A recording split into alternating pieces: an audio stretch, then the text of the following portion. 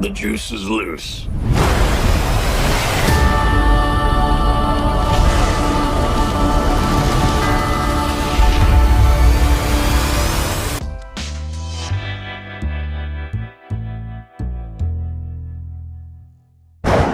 So, Catherine, this is a project we've been teased with for like decades now. A lot of us, the big fans, never thought it was going to happen. Was it something was it something you hoped you would get a chance to do again, reprise this character? I would hear about, the possibility of a sequel or another Beetlejuice movie, and I think, what?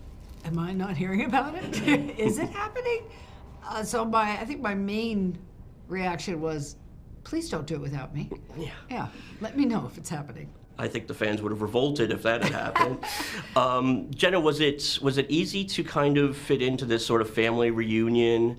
And, working with Tim on Wednesday, did that make the transition a little smoother? The working on Wednesday definitely helped. I would never say that it's easy because there's a lot of pressure, and I know, Lydia is such a beloved character that to even be related to her is a challenge within itself just because of all that she carries with her. But because Wednesday was such a long shoot, we were shooting in Romania for 8 months, I felt like Tim and I had really developed a rapport and just kind of like a work relationship that was really efficient, and we just so happen to have similar sense of humor and a lot of the same taste on things. So I think that, every day I showed up and I was like, oh my God, I'm here with all of these people from the original. I don't know what I'm doing. What am I doing here? Existential crisis mode. It did help to, see a familiar face and know that, okay, at least I can have like an honest conversation and not be judged, and if anything, just be encouraged and collaborative with. You were so cool. She was so cool on the set. You guys, She's you all, very nice. She's She's a trying very to nice claim woman. she was nervous. She's a very nice woman. I was talking to Tim the other day, and he said, when he first saw Michael back in the makeup and everything, it was like he was transported back to 1987. Yeah. I wonder if the same thing for you, seeing him and yourself back in like the Delia makeup and stuff. It was more fun seeing him. Just because, it's 36 years later. Also, I don't like to be obsessed with age, but, I've got a natural face, so I've naturally aged in those 36 years. Yeah, so it's a little scary to, you play different characters, and that's a new thing, that's a new face, and you don't take it so personally. But when it's like, it's almost like, it's so exposed to have played that character that long ago, to play the same character now, and to, embrace the difference in time and the aging. And it is beautiful, and I'm grateful to be alive and grateful to be on this movie and work with everyone and meet Jenna and work with Jenna. But yeah, and then to see Michael's face up, though, is just so, because he did not age. He's always been dead. That's right. It's not fair. Beetlejuice has not missed a beat. Yeah. No, it's just so great. And, between takes, he's just himself. I mean, as soon as you roll, he's deeply into Beetlejuice. Wow, it took him like a millisecond to get back into it. Solidly there. But between takes, he's Michael, so he's got that face and says, isn't this great? We're here. Ooh, do you believe it? We're doing the movie, isn't that great? Great, guys. Recognize this post. Never seen that shit before in my life. Or afterlife. Monica, so there's a sequence, I don't want to spoil anything, but there's a sequence in this movie, black and white sequence, that I think will delight a lot of fans of those types of movies, especially the older Italian horror movies. I want to know what it was like making that, and then seeing how it turned out. Oh, it was so funny, of course, and in this film there are many references to Italian cinema, to Mario Bava, and also there is a moment where Beetlejuice speaks in Italian, and there is also an aria of Maria Callas. Maria Callas, of course, she was Greek. She was born in New York, but at the same time she became a huge star in Italy. So we really can feel that Tim loves Italian cinema, is inspired by Italian directors.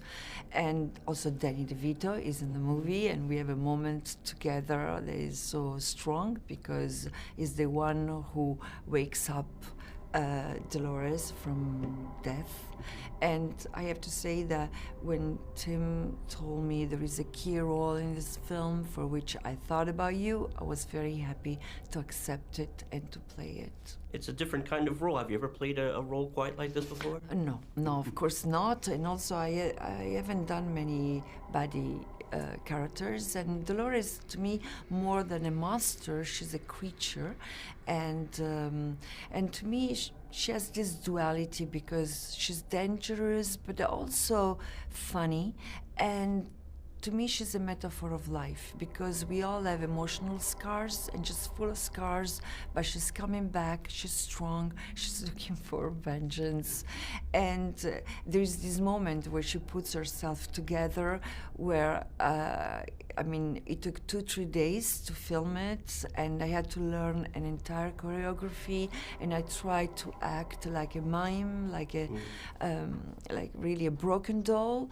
And this role is very much about body language, and it was so much fun. I saw outside that there's a Dolores toy, which I'm wondering, what's it like when you see yourself in toy form? Has that ever happened before? But it's funny, I think she's an incredible Halloween character at the same time.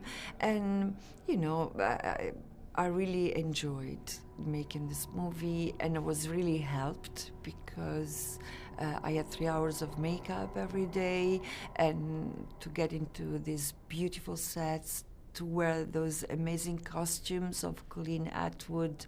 And also, Tim loves to draw, so there are always drawings of situations and characters, and to get into these sets because, he likes practical effects instead of CGI, and this is very helpful for actors. Great, thank you so much. Spill your guts. Who wants to go first? All right, I will. See, I'm willing to do the work. It sounds like Rory, gives you a chance to kind of cover the entire spectrum of emotions. It's a really ideal comedic character to play. Yeah. Can you talk about hitting all those crazy notes throughout?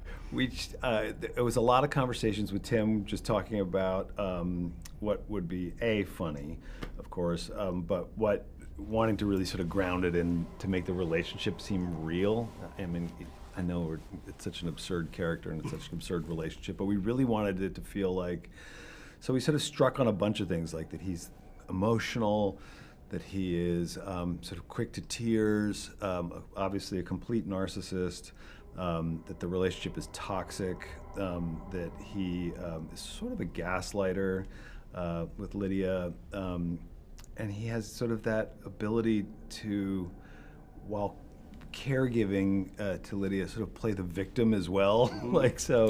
He's just sort of a hodgepodge of really fun, and he's not very bright, so we sort of swirled that all together in a pot and then thought, oh, that'll make us laugh. That made us laugh anyway. And you get to belt out some real good screams a few times. Oh yeah, Did you practice your scream voice? No, I did not. I would just save it until I had to do it and then just do it. Well, you mentioned collaborating with Tim. I mean, how big does he kind of let you go? How much is it like, his ideas first and then the screenplay, of course, and then how much are you allowed to do your interpretation? He does what I think all smart directors do, is once he has assembled a team that he's happy with, and I'm talking about not just actors, but prop makers and set designers and costume designers and hair and makeup people, he really not only encourages but lets them to sort of just crank the volume up on their specific area of talent, and sort of go nuts, and that was like writ large all across the set and this film. Everyone is bringing their A game. Yeah, and obviously there's an emphasis on the practical effects and sets and everything. And how much does that aid you as an actor? Does it help to be in the midst of 100% of the work for you? Because the minute I walk on or any of us walked onto those sets and saw the level of specificity in our clothing, in our makeup, the minute I had that stupid wig with the ponytail, you're kind of like, you're already 98% there. As long as you've remembered your lines and can, service them, you're in good shape. Lydia Dietz is an iconic character. I don't know how much Beetlejuice meant to you. Ton, yeah. But for a generation of guys, it's like Lydia Dietz. So it must have been pretty cool acting opposite her. Yeah, I mean, I've known Winona for a while, and so to do this with her was a real hoot. Like, it was a real gas. Like, yeah, I mean, it's so interesting because, when I saw that movie, I mean, I think everyone who was, we're roughly the same age, me and Winona, and when I saw the movie, obviously, I was not an actor, but I had such a crush on her. But more importantly, I think I had a real identification with her as like just sort of an angsty teenager, you know. And I was like, I feel similarly to that person, and that somehow was represented on screen. Obviously, I think Jenna, who's sort of the heart of this one, brings that exact same pathos to her character as well. And what's it like when you see Michael in the full costume, full makeup? I mean, You know, for 36 years, I've been having to watch terrible versions of Beetlejuice at Halloween parties, in the Halloween aisle, at the Halloween store. So to finally see it done properly again and have it be Michael actual fucking Keaton was pretty special. And then finally, without spoiling anything, is there a sequence in the movie that was, especially cool for you to film, or that you think the audience will really get a kick out of? I wasn't in it, but the ending of the film I found particularly poignant. And then there's a whole section that's in Italian, and that section, that's something that like you go like, who does that? That's so great. And it was even like sort of dubbed in that weird Italian kind of 1960s Fellini-esque, Those were the things where I was like, oh my God, forget like, obviously the wonderful actors we have. This is a really, really good piece of filmmaking. Like just step back and like let that film exist because it's so good. It's just so well made. Yeah. It's like a really well made, beautiful piece of art or furniture or something. It's just great. Yeah. So that Italian section particularly just really tickled me. I hope it keys some kids into like look into Mario Bava movies. Yeah. Black Sabbath. Exactly. Yeah. Awesome, man. Thank you so much. All right, I appreciate it.